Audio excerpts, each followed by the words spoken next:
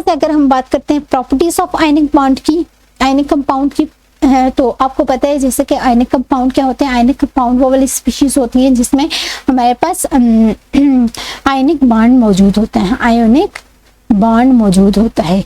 तो हम लोग यहाँ पे देख सकते हैं कि heating a salt sample on a spatula, ठीक है।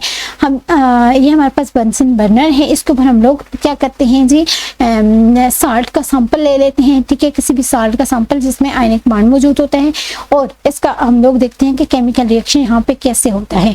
तो कलर चेंज हो जाता है या फिर हीट प्रोड्यूस होने लग जाती है। तो इसकी वजह से हमें यहाँ से ये शो होता है कि यहाँ से ये शो होता है हमें यहाँ पे कोई ना कोई केमिकल रिएक्शन प्रोड्यूस हो रहा है, ठीक है, बर्न हो रहा है। हमारे पास साल्ट क्या हो रहा है, बर्न हो रहा है।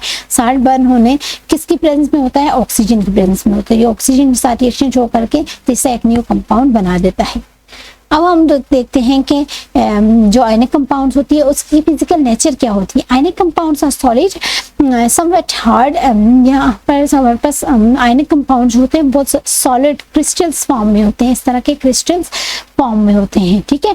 और वो सॉलिड इस वजह से होते हैं कि क्योंकि उनके दरमियान में फोर्स ऑफ अट्रैक्शन ज्यादा होती है। जैसे कि हमारे पास Na और Cl है, इसके दरमियान में फोर्स ऑफ अट्रैक्शन ज्यादा होगी। अब इनकी स्ट्रक्चर अगर हम लोग बनाएं तो इस तरह से क्यूबिक फॉर्म में इसकी स्ट्रक्चर होती है। इसकी क्यूबिक फॉर्म में यहाँ पे इसकी स्ट्रक्चर है। तो इसके एक जो एंड है इसके ऊपर क्रिस्टल लैटिस पे एक जो कॉर्नर है उसके ऊपर सोडियम Na पॉजिटिव, दूसरे कॉर्नर पे Cl नेगेटिव।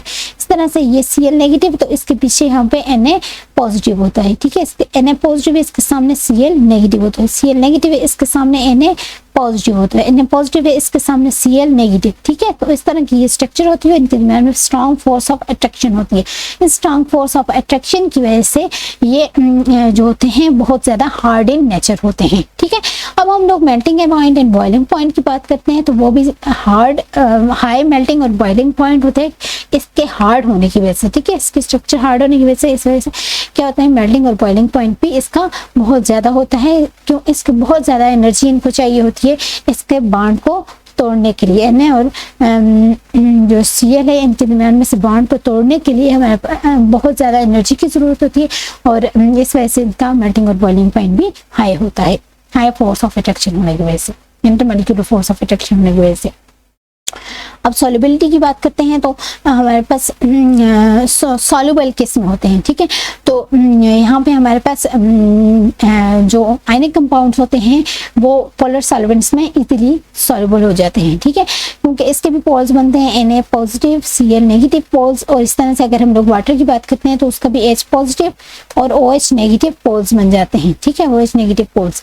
तो ये हमारे पास क्या होता है, पोलर सॉल्वेंट होता है, पोलर सॉल्वेंट होता है, सॉल्वेंट होता है, ठीक है। इस तरह से हमारे पास जो आयनिक कंपाउंड्स होते हैं वो पोलर सॉल्वेंट में इजीली सॉल्युबल हो जाते हैं एज कम्पेयर टू अगर हम लोग बात करते हैं नॉन पोलर सॉल्वेंट की।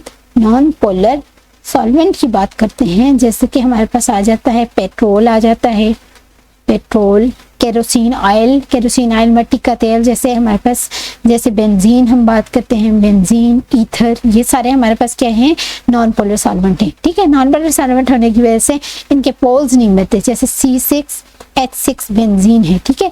तो ये क्या होता है, टूटता नहीं है अपने पोल्स में, इस वजह से ये जो हमारे पास आयनिक कंपाउंड्स है इनमें जो नॉन पोलर सॉल्वेंट है उनमें डिसॉल्व नहीं हो पाते, इनसॉल्युबल होते हैं, ठीक है।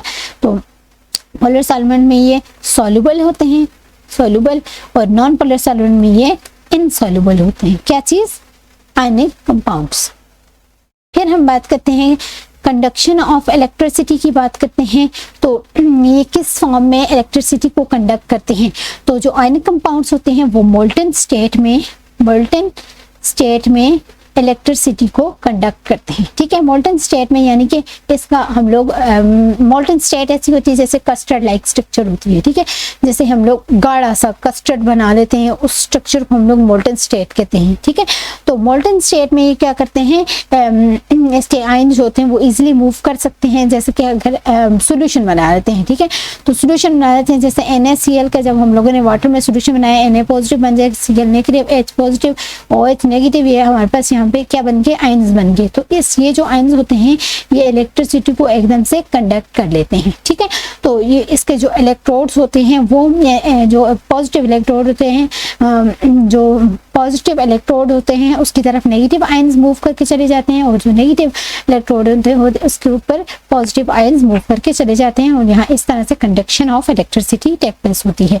अगर हम बात करते हैं इन्हीं आयनिक कंपाउंड्स की सॉलिड फॉर्म में, तो सॉलिड फॉर्म में कोई भी आयनिक कंपाउंड इलेक्ट्रिसिटी को कंडक्ट नहीं कर सकता, क्योंकि वो सॉलिड इन स्टेट होते हैं, ठीक है। वो एक जगह पे रिजिड होते हैं, सख्त होते हैं, हार्ड होते हैं, इस वजह से वो आयन को जो आयंस होते हैं वो मूव नहीं कर सकते और इलेक्ट्रिसिटी को कंडक्ट नहीं कर सकते। जैसे हमारे पास ये हम लोगों ने ऐसे पीछे स्ट्रक्चर बनाई थी, ये स्ट्रक्चर है हमारे पास क्यूबिकल स्ट्रक्चर होती है, Na पॉजिटिव Cl नेगेटिव, फिर इस तरह से Na पॉजिटिव Cl नेगेटिव। तो यहाँ पे क्या है, एक जगह पे रिजिड है, सख्त जगह पे रुके रहते हैं, ठीक है। इसको ये अगर हम लोग डिजॉल्व फॉर्म में कन्वर्ट कर दें वाटर में, ठीक है, तो ये आयंस क्या करते हैं, मूवमेंट शो कर देते हैं, और मूवमेंट शो करने की वजह से यहाँ से ये मूव करते हैं अपने पॉजिटिव और नेगेटिव इलेक्ट्रोड्स की तरफ मूव करते हैं, और यहाँ पे इलेक्ट्रिसिटी कंडक्ट हो सकती है।